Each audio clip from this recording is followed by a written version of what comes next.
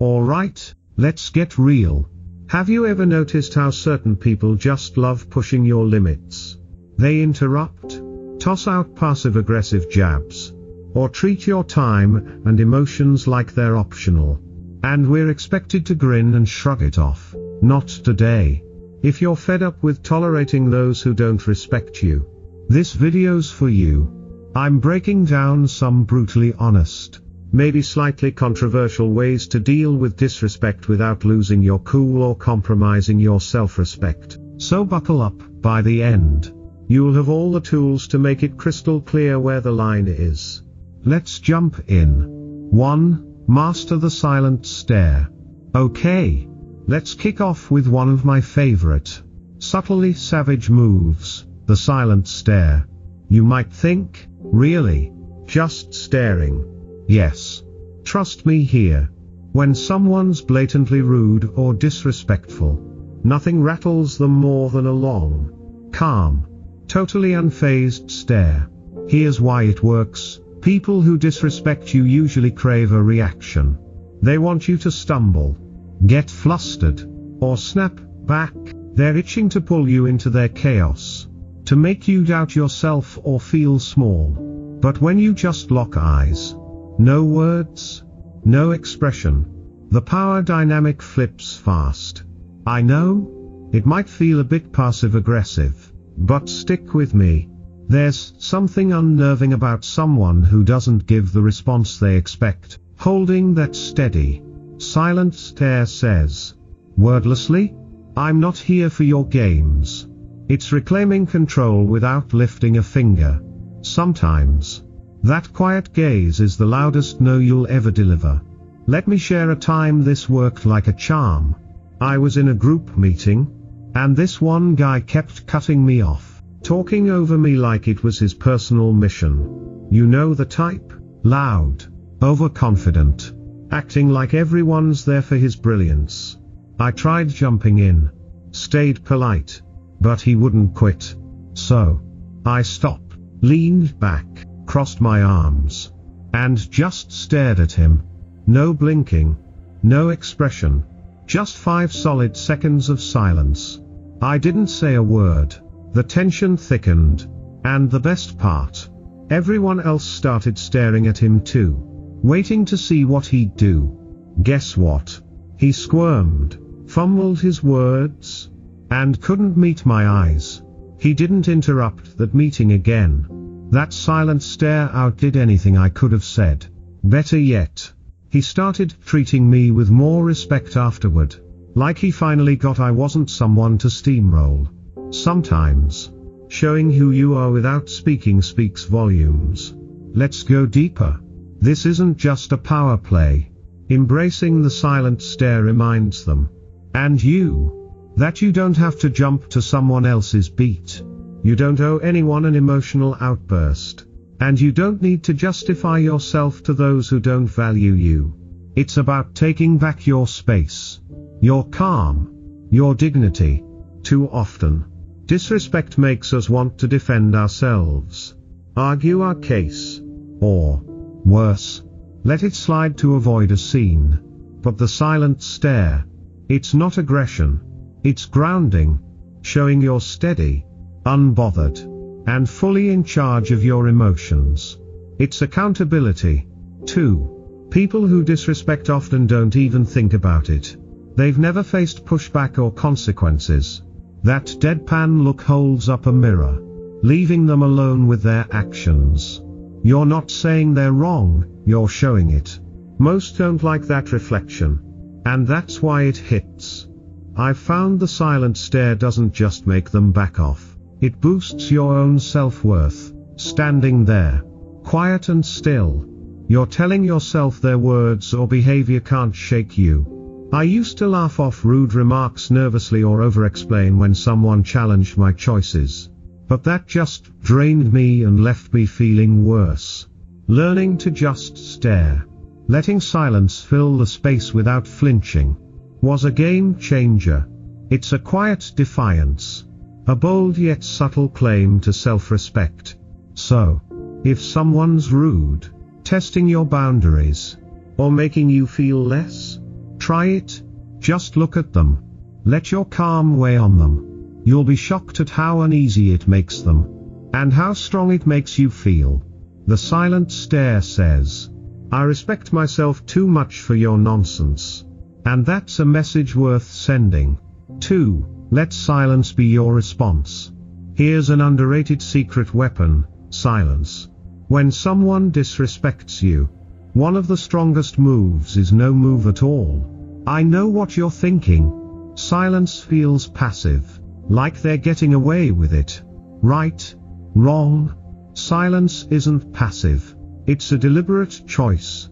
Often the boldest, loudest reply you can give. When someone hurls negativity your way, they're trying to drag you into their mess, to shrink you or make you defensive. But when you don't bite, when you let their words dangle unanswered, they're stuck sitting with their own behavior. That's silence. It's deafening. Here's why it's so effective. Disrespectful people expect a reaction, a fight, an excuse, some validation for their attitude. Silence says, I'm not giving you my energy. By not engaging, you keep the reins on the situation, signaling, I'm not here to play your disrespect game. Sometimes, the best way to speak is by not speaking at all. It's a subtle, quiet nudge that they're not worth your time or words. I remember dealing with someone who loved sneaking in little digs, the type who masks insults as jokes and calls it harmless. One day, he threw out something pointless about my work, clearly fishing for a reaction. Normally, I'd have justified myself or shot back, but this time, I just looked at him, raised an eyebrow, and said nothing. I let his words hang, let the awkward pause stretch. He didn't know what to do. Looked at me, then away, mumbled something, and dropped it. That was the last time he tried that with me. He realized no reaction meant no power, and silence starved his disrespect of the fuel it needed. Here's the deeper takeaway: choosing silence is choosing yourself. It's saying, my peace matters more than your opinion of me. That's not just empowering, it's transformative.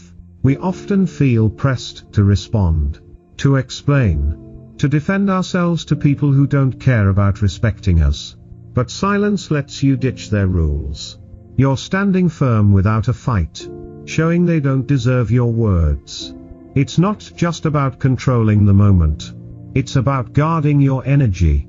Silence filters out the negativity they're trying to dump on you. The second you stop feeling obligated to answer every rude remark or passive-aggressive swipe, you liberate yourself. You block their access to your inner peace and start living on your terms. I'll be honest, mastering silence wasn't simple for me.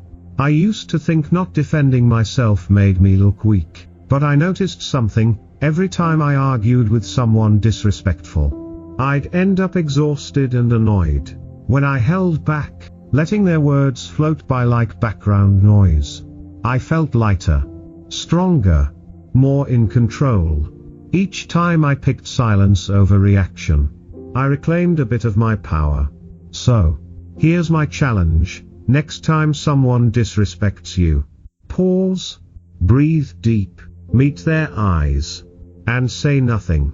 Let your silence do the talking. You might be amazed at how uneasy they get, and how free you feel.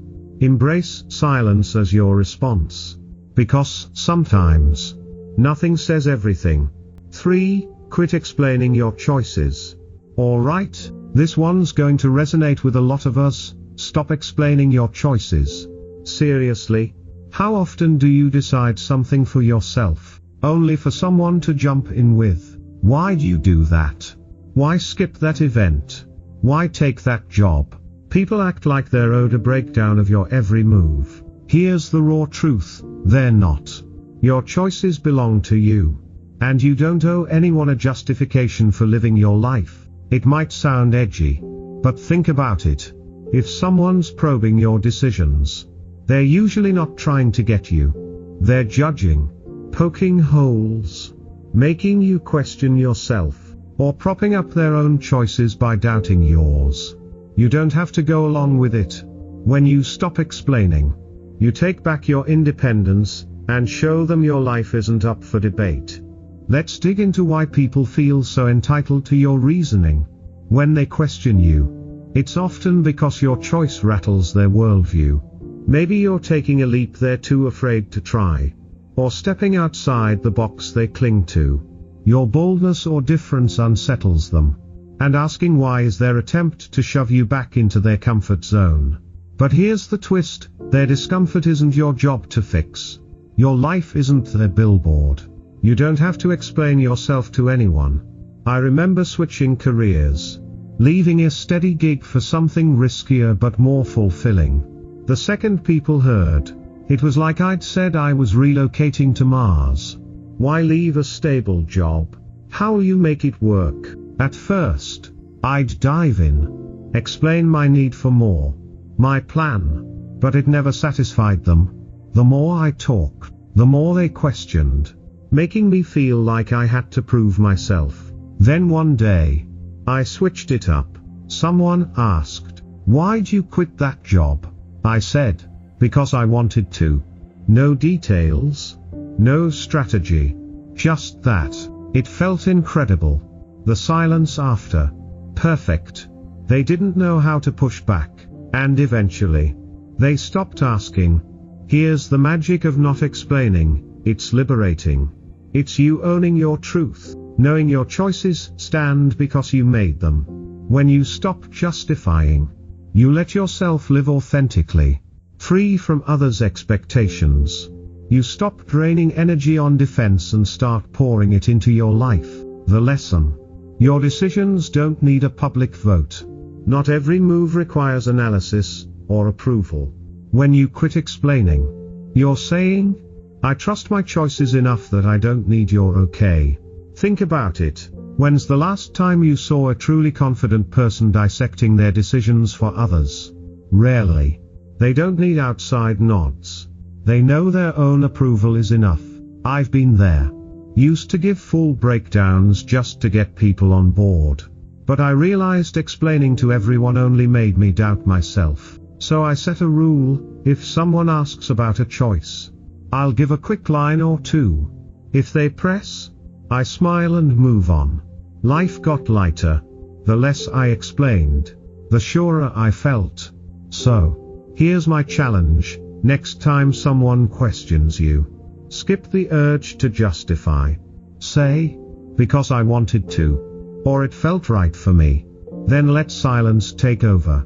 Watch how strong that simple line feels. You'll feel more in control, more at peace, and realize your choices don't need anyone's stamp. They're valid because they're yours. 4. Create some distance. Let's be real. Sometimes, the best way to handle disrespect is to just step back. It might sound harsh, even cold, but here's the hard truth: not everyone deserves prime access to your life. If someone's constantly disrespecting you, one of the smartest moves is giving yourself space from them. This isn't about hate or drama. It's about valuing yourself enough to shield your energy. Keeping distance isn't mean or petty. It's choosing how you spend your time and who gets your focus. Picture your life like an exclusive club. Not everyone gets in. If someone's always crossing lines, shrinking you, or oozing negativity, why keep them close? It's okay to pull back. It's vital. Distance clears the haze of manipulation or guilt, letting you see things as they are. Think about it. Keeping disrespectful people near is like handing them a free pass to a mental and emotional feast. They take, critique, judge, and leave you drained, anxious, or frustrated. Stepping back is self-preservation. Protecting your mind, saving your peace, and making room for those who respect and lift you up. Dropping the guilt about distancing can free you. You're not required to keep rude people in your circle. I had a friend who always slipped in snarky digs about my choices, career, relationships, even my music taste. At first, I thought, That's just them. And let it slide. Assuming I was overreacting. But those jabs piled up, and I started dreading their company. Always tensing for the next hit. One day, I shifted gears. No big speech. No confrontation. I just cut back. Weekly hangouts became monthly. And guess what? I felt lighter. Freer. That space showed me how toxic it had gotten. Distance clarified I deserved better. Friends who'd boost me, not break me down. Some will call distancing selfish. Their family? Or you've known them forever. It can feel odd, even taboo, to admit someone familiar isn't good for you. We're told to stay loyal, forgiving, nice, but at what price? Here's the secret, guarding your peace isn't selfish, it's essential. You're not here to be anyone's punching bag or validation machine. Sometimes, stepping back is the clearest way to say enough. It's deeper, too. It's a reminder you're your own priority. You don't owe anyone your mind, time, or emotions. Distance says your well-being comes first. That's not just self-care. It's self-respect. It also frees you to nurture ties that matter. Ones that build you up. The more time you spend with respectful people, the better you feel, the less time with those who drag you down. The less they can touch your life. I used to feel awful about pulling away. Even from people who treated me poorly. Worried they'd think I didn't care or I was overreacting. But I learned distancing wasn't just cutting out negativity. It was making space to grow. When I let myself step back from disrespect, I gained energy, peace, and clarity about who I wanted around. So, here's my challenge. Think about who in your life keeps disrespecting you, making you feel small or worn out. Ask, do they deserve this much of me? Then take a step back. Protect your peace. You'll be amazed at the freedom it brings. 5. Hold your head high. Alright, let's hit an old school gem that never fades, holding your head high. It might sound basic, but trust me, this one's gold against disrespect. Here's the deal, when someone is disrespectful, they're betting on shrinking you, making you doubt, drop your gaze, curl inward. But when you stand tall, head up, you're saying, silently, I know my worth. And nothing you do changes that. That confidence. It unnerves people. Especially those who feed on disrespect. They bank on their words or actions swaying you. Controlling you. When you refuse to let it land. When you physically rise above. You show them they can't touch you. You're unshakable. And they don't know how to handle that. It flips their game. Questioning their power. Not yours. I had someone who loved tossing petty insults my way every time we crossed paths. The type with a smirk, a joke that stings. I'd brush it off, but it wore me down.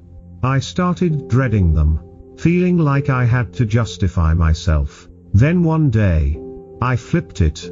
I showed up, shoulders back, head high. And when they lobbed their next jab, I met their eyes, smiled, and kept going like it was nothing. Guess what? They eased up. It was like they sensed their words couldn't reach me anymore. I was above it. And their influence faded. Holding your head high has a pull. Like a quiet shield, saying, I'm untouchable. Here's the twist, disrespectful people hate your confidence. It messes with their script. They want to feel superior. Like they've got leverage. When you stride in, sure of yourself, it throws them. Society doesn't always vibe with people who own their worth, especially when they shrug off negativity. It can paint you as a target. But here's the thing, holding your head high isn't for them. It's for you. It's living like you know your value. Like you've got nothing to prove. A radical slice of self-respect. It's claiming your worth, not earning it from others. You're walking through life like everything you need is already in you. Because it is. It's a reminder you're the lead in your story, no one's opinion gets to shrink you. This took practice for me. I used to slouch, dodge eyes, shrink when people got critical. It felt safer to fade. But I noticed each time I stood tall, refused to let negativity sink in, I grew stronger. It was like telling myself I didn't need anyone's nod to feel worthy. I could just be. It's not just posture, it's mental stance. Walk into every space like you belong. Don't shrink to fit someone's mold. If they jab, let it slide off. They're not seeing you, they're tossing their own baggage.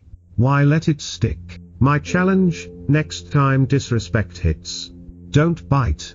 Breathe. Lift your shoulders. Keep your head up, and look them dead on like, I see you. But I'm above this. You'll feel a surge of strength, a calm from knowing their words hold no sway. Holding your head high isn't just a stance. It's a loud, quiet claim to your worth. It says, I know me. I value me. And you can't shift that. There you go. Ways to tackle people who don't get it and maybe never will. Life's too short to twist yourself for those blind to your value. You don't need permission to stand tall. Guard your peace. Or live your way. People will test you, question you, try to drag you down. That's just how it goes. But you decide what vibes you let in and how you're treated. The kicker. The more you own your self-respect, the more you'll draw in people who see you, lift you, not pull you down. It starts with you claiming your power and letting the rest sort itself. So, hold your head high, wield silence when it fits, and never apologize for stepping away from what doesn't serve you. Thanks for watching. If this hits home, drop a thumbs up. Maybe subscribe for more on owning your life and building unshakable confidence. Share it with someone who needs a nudge to stand tall. And hey, comment below with your own tales of handling disrespect or setting lines. I'd love to hear them. Until next time, stay strong, take care, and remember, respect starts with you.